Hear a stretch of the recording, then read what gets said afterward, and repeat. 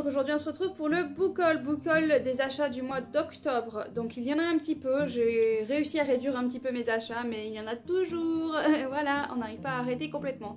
Mais j'essaye vraiment de réduire tout doucement, hein, histoire d'y aller en douceur, pour pouvoir arriver à un objectif d'acheter, voilà, vraiment un minimum. Après, je pense que ce sera l'objectif de 2022 d'acheter des livres quand je vais les lire et pas de les acheter avant et d'entasser. Il y aura 3 exceptions, voilà. Trois exceptions à la règle, hein, parce qu'il y a des maisons d'édition auxquelles je commande, même si je sais que je ne vais pas les lire de suite parce que il y a la petite autographe. Voilà, c'est quelque chose qui me plaît beaucoup parce que de toute façon moi je peux pas trop aller en salon, donc forcément automatiquement voilà, c'est des choses auxquelles je risque de craquer. Donc je sais que Inception, Plume Blanche, ces 2 maisons d'édition auxquelles, même si je les lis pas de suite, voilà, ce sera les 2 exceptions et j'achèterai les livres quand même. Et il y a une 3e exception, c'est les 2 Saxus hardback. Donc je sais que les 2 Saxus, s'il y a un livre qui me plaît, j'ai tendance à l'acheter en hardback parce qu'ils sont vraiment très très beaux. Et donc ça sera les 3 exceptions à la règle.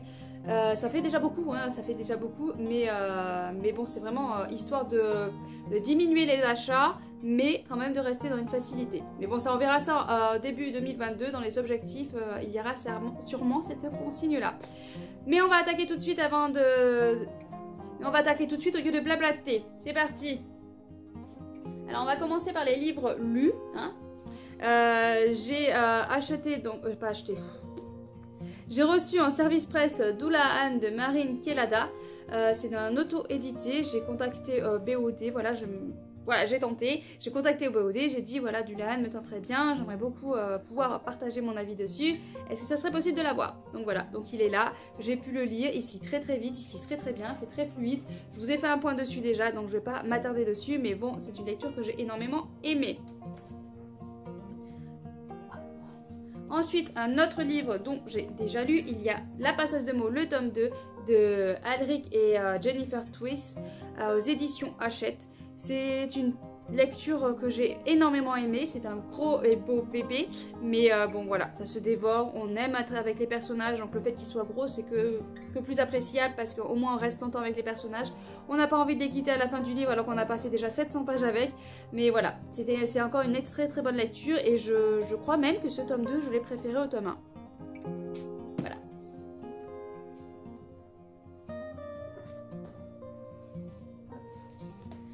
Alors ensuite Ensuite on va passer à une BD que j'ai achetée pour mon fils de 10 ans. Il m'a demandé d'acheter Les Royaumes du Feu, le tome 1 de Twisetterland aux éditions Gallimard Jeunesse. C'est le tome 1 La Prophétie. Il a les livres romans, voilà, donc c'est des gros romans. Il les a lus soi-disant, hein, mais bon, je trouve qu'il les lit très vite pour un enfant qui a des difficultés de lecture, mais bon. Il a dit qu'il les avait lus, donc je vais supposer qu'il les a lus. Et quand il a vu qu'il y avait ses collègues qui avaient les BD sur le Royaume du Feu, il a dit ah moi aussi je les veux. Donc quand on était en librairie, il a vu ce tome 1 et il a dit ah bah je le prends. Voilà. Bon. Je me suis dit on va pas le priver de lecture, hein. Donc voilà, donc on se retrouve avec la BD. J'ai commencé hier soir, voilà, parce que j'avais un peu de mal à me concentrer sur la lecture. Donc du coup j'ai commencé hier soir, j'ai lu une centaine de pages, j'aime beaucoup. Si, il y a encore mon marque-page, j'allais dire, ils l'ont pris, ils ont enlevé le marque-page, mais si, il y a encore le marque-page. Donc j'ai lu une centaine de pages, c'est assez frais, assez drôle, moi ça me fait rire. Voilà, c'est plutôt pas mal, donc voilà. Donc je vais finir ça tout à l'heure.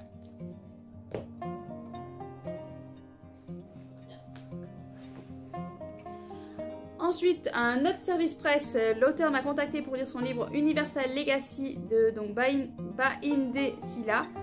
C'est la partie 1, l'Union mondiale. Désolée, je vais y arriver. Du coup, c'est l'auteur qui est venu me contacter, voilà, voir si ça m'intéresserait. Je suis en retard pour la lecture, donc j'ai demandé de prolonger un petit peu, voilà, pour le lire. Je suis en retard, j'ai lu 50 pages. Au lieu de lire, je lis la BD, mais c'est vrai que j'ai beaucoup de mal en ce moment à me concentrer, donc du coup, ça n'avance pas. Ensuite, Rahem. Rien à voir. Ensuite, Rahem, un jeune homme qui a perdu son père qui est décédé, mais il est décédé en sauvant le monde, on va dire, pour éviter des guerres. Voilà. Il s'avère qu'il a réussi à éviter la guerre, mais sauf que lui, il est mort. Mais lui, le fils Rahem, il a du mal à accepter ça, que tout le monde l'idolâtre, tout le monde fête, voilà, fête sa mort, mais ok, mais moi, je l'ai très peu connu, il a jamais été présent pour moi, enfin voilà, il a du mal à accepter ça. Je suis là au début et c'est très intéressant pour l'instant de se poser la question de un héros de guerre que tout le monde fête, que tout le monde idolâtre et que tout le monde voilà, vénère. Qu'est-ce que sa famille, comment sa famille voit les choses de leur côté, parce que voilà, s'il a participé à ça, c'est qu'il est très peu présent. Donc comment sa famille, eux, voit les choses. Je trouve ça très intéressant là de voir cette façon des choses, de voir comment la famille, eux, le voient en fait, ce héros. Est-ce que pour eux, il idolâtre, ou est-ce que pour eux, il y a un manque quelque part. Enfin voilà, j'ai beaucoup aimé cette première partie. Donc je vais m'y replonger, hein, mais c'est vrai que j'ai un problème de concentration un petit peu en ce moment, donc j'ai du mal. Et je veux pas non plus passer à côté de la lecture, ça serait quand même dommage. Ensuite, je me suis pris deux petits livres dont je connais l'écriture de l'auteur grâce à Un amour sans époque. Ça y est, c'est le top, ça revient.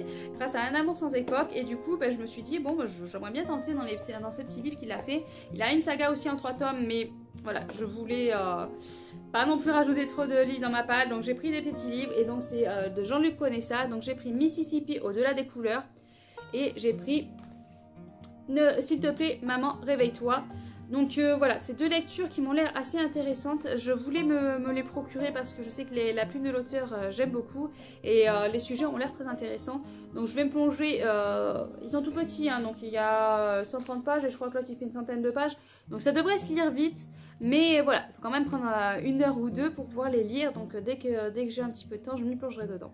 Ensuite, j'ai commandé 900 de Maël Pau aux éditions Hachette. Ça m'intéressait plutôt pas mal. En 2020, une épidémie ravage le monde. Moi, il me suffisait de ça en fait pour que ça me donne envie. Voilà. J'ai été tentée par cette lecture-là, donc j'ai hâte de m'y plonger dedans. Moi, ça me fait penser à 100 de je sais plus quel auteur là que j'avais lu. Bon, ça n'a rien à voir, mais voilà, ça me faisait penser à ça. Je sais pas, j'ai craqué dessus. Quand j'ai vu la sortie, là, je me suis dit, il faut que je l'achète. J'ai très peu de souvenirs de résumés, donc je vais pas me replonger dans les résumés, parce que je sais que quand je les achète, c'est qu'à un moment donné, le résumé me faisait envie, donc voilà. Si j'y pense, je vous laisse en barre d'infos les liens des livres pour que vous puissiez aller voir vous-même les résumés. Si j'y pense, hein. Mais bon, avec mon cerveau, faut pas trop s'y fier. Donc les deux derniers qui restent, ça fait partie des maisons d'édition incontournables chez moi en ce moment. Hein. Je rate quasiment aucune sortie de ces maisons d'édition en ce moment. Donc voilà, ils sont là. Donc nous avons du Inception forcément. Donc La maintenue de Luca oh là là. Azim. Bon, on va pas recommencer, hein. On va dire que je l'ai dit correctement. Un chien qui passe comme d'habitude. Voilà. Elle a pris une manie de passer à chaque fois que je filme, elle passe devant. Il faudrait que je cale le téléphone un poil plus haut que ça passe. Passons. Donc voilà, donc La maintenue, ce livre-là est un thriller qui commence par la fin. C'est celui-là, parce que je vous dis ça, mais autant c'est pas celui-là. Je sais qu'il y a chez Inception, il y a un thriller qui est sorti là, et ça commence par la fin. Mais je pense que c'est celui-là. Hein. Je veux pas dire de bêtises. Oui, fin, voilà. Au bout de 3 pages, il y a écrit fin. Donc voilà, donc c'est assez intriguant, ça donne très envie. Et puis, vous voyez, les pièces d'échecs. L'échec, moi j'adore. Les gens qui réfléchissent en termes, voilà, réflexion échec, j'adore. Et puis la deuxième maison d'édition, si vous avez suivi, vous savez d'où ça sort, c'est forcément Plume Blanche. Voilà. Donc Les Gardiens aux éditions Plume Blanche de Sandra Moyon. C'est un tome 1. J'ai une autre saga dans... J'ai son autre saga dans ma pile, donc c'est Les Autres, que je n'ai toujours pas lu, voilà. Mais je me suis dit, bon, Plume Blanche, on n'est pas trop déçus. La couve est magnifique, le résumé est plutôt content, donc on va se laisser tenter. Voilà, il faut pas grand chose en fait, un tout petit rien et je craque sur les livres. Donc voilà mon problème de palle géante, c'est qu'il me faut pas grand chose. Voilà, je suis une âme faible, surtout quand ça concerne les livres de chez Plume Blanche ou Inception. Donc là, je n'ai pas dérogé à la règle. J'ai craqué sur le Plume Blanche. Il est... Voilà, quand vous voyez les couves, il est magnifique. Puis derrière, c'est pareil, c'est magnifique. Enfin, tout est magnifique. Voilà. Donc, je vais pas relire pareil le résumé. Ça me tente énormément. Oh, bah regardez les chapitres. Enfin, moi, je trouve que les maisons d'édition font un travail maintenant génial. Et ils ont compris, hein, ils ont compris que nous, on aime les belles choses. Et donc, ils font de beaux objets. Et forcément, on craque. Donc voilà, donc c'est le dernier de ces achats. Donc je me trouve raisonnable comparé au précédent book haul, parce que les précédents book haul c'était... Voilà, c'était de la folie. Là, j'arrive à freiner, à lever le pied. De toute façon, on se rapproche de Noël, donc j'ai pas trop le choix en fait de lever le pied, parce que si je lève pas le pied, bah, à un moment donné, il y aura un problème, ça va coincer quelque part. Donc voilà, je vais quand même pas toucher aux économies qu'on a pour des projets, pour acheter des livres, hein, ça serait dommage. Donc voilà pour ces achats. N'hésitez pas à me dire ce que vous avez, sur quel livre vous avez craqué dernièrement. N'hésitez pas à vous abonner à la chaîne si ce n'est pas fait. Bonne lecture et à bientôt.